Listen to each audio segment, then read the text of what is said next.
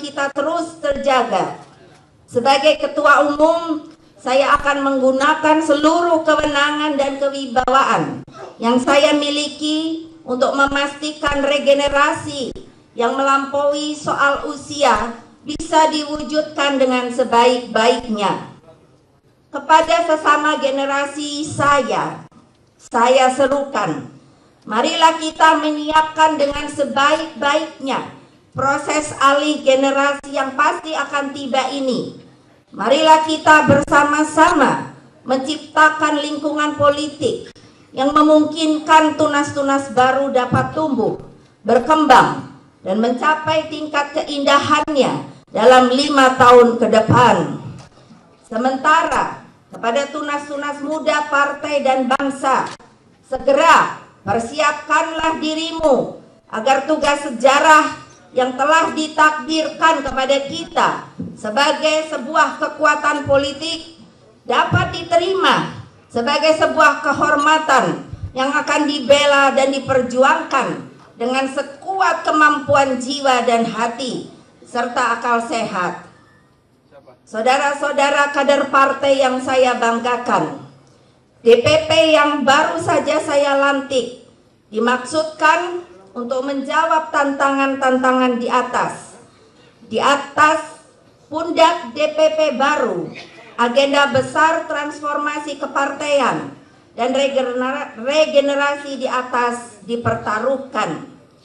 Saya berharap setiap anggota DPP menangkap dengan sebaik-baiknya signal ini, bukan saja keputusan-keputusan yang telah diambil oleh Kongres ketiga ini, tapi seluruh suasana kebatinan yang mendinamisasi proses berkongres kali ini. Saudara-saudara bahkan dituntut untuk menangkap seluruh alur sejarah partai sebagai pegangan dalam kerja-kerja politik dan ideologis. Jadilah DPP partai yang bekerja dengan tuntunan ideologis yang jelas. Jangan pernah mengkhianati takdirmu sebagai kader Pancasialis.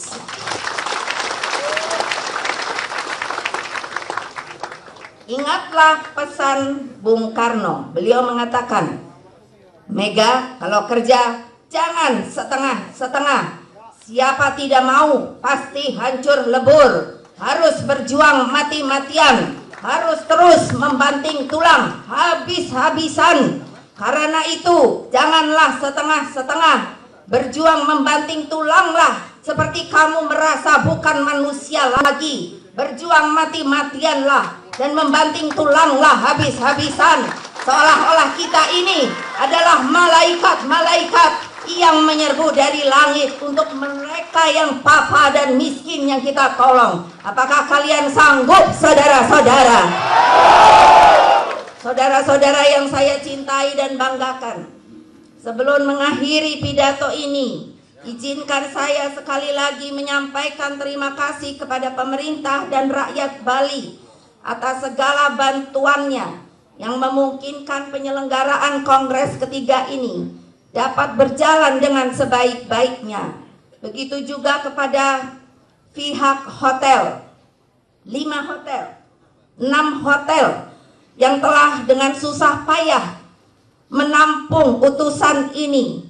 Mereka telah menyediakan, mengalokasikan waktu supaya Kongres ini dapat berhasil dilakukan kembali di Pulau Bali. Untuk itu saya menyampaikan penghargaan dan terima kasih saya sebagai Ketua Umum.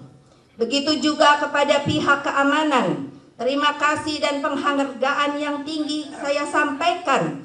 Karena mereka saya perhatikan dengan tekun, dengan sabar, juga telah melaksanakan kewajiban mereka menjaga kita supaya Kongres ini dapat berlangsung dengan lancar dan tertib.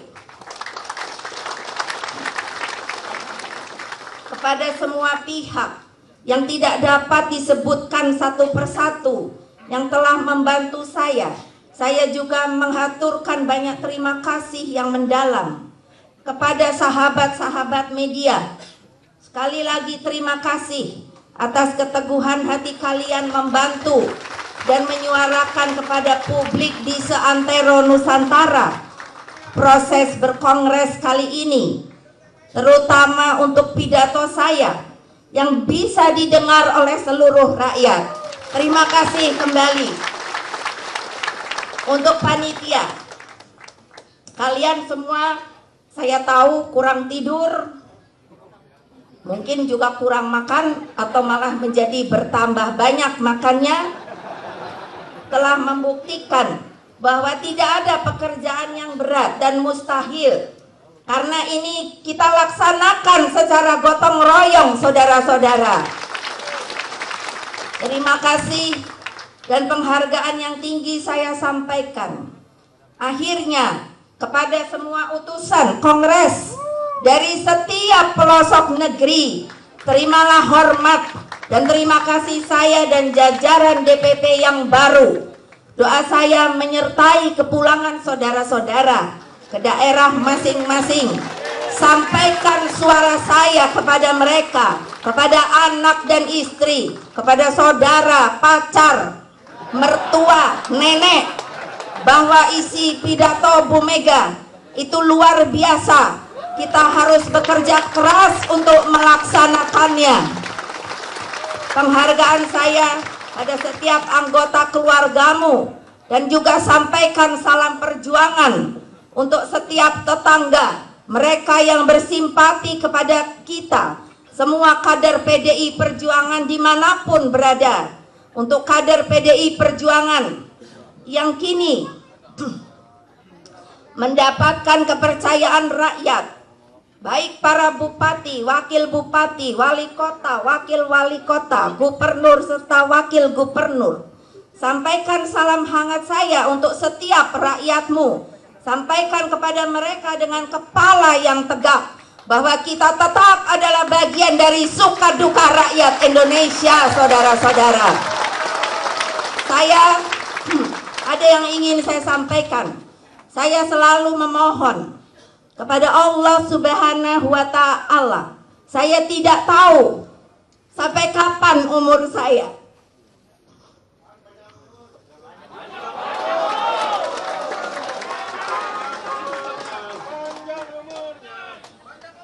Permohonanku, hidupku ini adalah hidup yang berarti.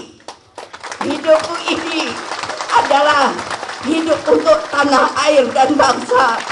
Dan bagi mereka yang masih membutuhkan untuk kita bisa membuat kesejahteraan rakyat bagi mereka yang papa, yang ada di sudut-sudut gunung, yang ada di sudut-sudut tanah air kita ini, saudara-saudara. Permohonan ini saya panjatkan pada tiap-tiap sembahyang saya, karena dialah yang akan menentukan, karena dialah yang akan memberikan rezeki kepada kita, ya Allah. Demikianlah. Wassalamualaikum warahmatullahi wabarakatuh. Merdeka! Merdeka! Merdeka! Dengan mengucapkan Bismillahirrahmanirrahim, maka dengan resmi saya menyatakan Kongres ketiga Partai Demokrasi Indonesia Perjuangan yang telah kita laksanakan dengan selamat di Pulau Bali, saya tutup.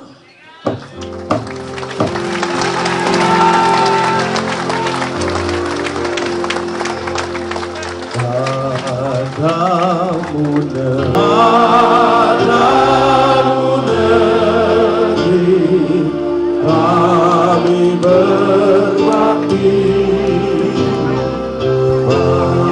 padamu negeri, kami berbakti dalam struktur organisasi DPP apa? Reaksinya gimana, Pak? Ya, tentu saja sebagai kader partai saya mengucapkan syukur alhamdulillah bahwa saya masih dipercaya untuk bisa bekerja dan menyumbangkan pikiran dan tenaga saya untuk PDI Perjuangan. Terkejut nggak melihat posisi yang dipegang Mbak Puan adalah posisi yang cukup strategis dalam sebuah partai? sebagai kader partai, apapun yang akan ditugaskan kepada saya, tentu saja saya harus siap dan berusaha semaksimal mungkin untuk bisa menjalankan amanat ini dengan sebaik-baiknya. Jadi saya dari awal memang tidak berpikir akan ada di posisi mana, karena saya selalu berpikir bahwa apapun yang akan ditugaskan kepada saya, apapun yang akan dimanatkan kepada saya, itulah tugas yang pasti merupakan tanggung jawab yang harus saya emban dengan sebaik-baiknya.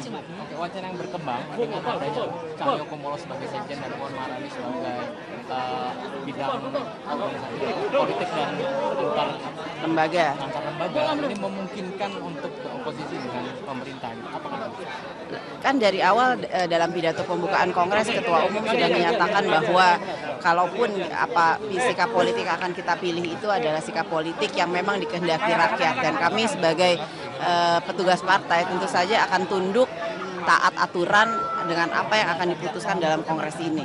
Oke, artinya nanti ke depannya apa yang diwacanakan untuk program antar lembaga dan politik tidak boleh? Ya belum tahu lah, ini baru saya selesai dilantik. Yang pasti tentu saja politik dan antar lembaga ini akan saling berkaitan antar pemilu dan kelembagaannya. Jadi saya berharap bahwa apa yang akan saya lakukan itu tentu saja dimulai dengan pemilu kada yang akan mulai berjalan mulai saat dari besok lah. Untuk komunikasi dengan partai koalisi sendiri nanti memungkinkan nggak? Kan bersilaturahmi dan berkomunikasi dengan partai yang lain itu kan tidak perlu kemudian harus saya. Banyak juga teman-teman DPP yang lain yang tentu saja harus bisa saling berkomunikasi. Jadi apa yang akan dilakukan tentu saja nanti sesudah Kongres ini Ibu Ketua Umum akan mengadakan rapat pertama. Disitulah arahan-arahan Ibu Ketua Umum apa yang akan dilakukan oleh DPP yang periode baru ini. Oke, Mbak Puan sebelumnya sudah tahu nggak bahwa bakal ditunjuk menjadi ketua bidang ini? Ya nggak tahu lah, ini kan formatur tunggal, hak dari Ketua Umum. Kalau kemudian saya diberi posisi ini, ya saya hanya bisa mengucapkan alhamdulillah, terima kasih atas kepercayaannya. Saya sebagai petugas partai akan berusaha menjalankan amanat ini dengan sebaik-baiknya. Oke, ini yang terakhir, Mbak Puan. Kira-kira kita sebelumnya mengucapkan selamat. Terima kasih. Sebelumnya kira-kira apa yang diwasiatkan kepada setelah pelantikan tentunya? Apa? Yang dipesankan kepada Bu Mega terhadap Puan sendiri? Belum ada pesan-pesan, karena kan seperti Bu Mega katakan tadi, ini tertutup sebelum diumumkan. Kemudian saya dipanggil, sekarang masih dalam suasana Kongres di mana seluruh peserta masih memberikan selamat kepada DPP yang terpilih. Jadi saya belum bicara dengan Ibu Ketua Umum. Ya, makasih. Terima kasih. Ya.